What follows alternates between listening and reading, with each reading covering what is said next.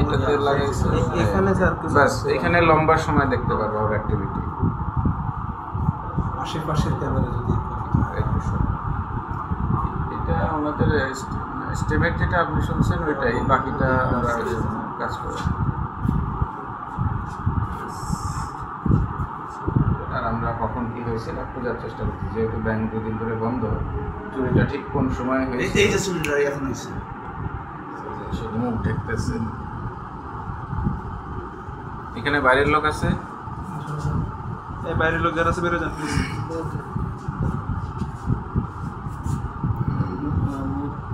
Very good.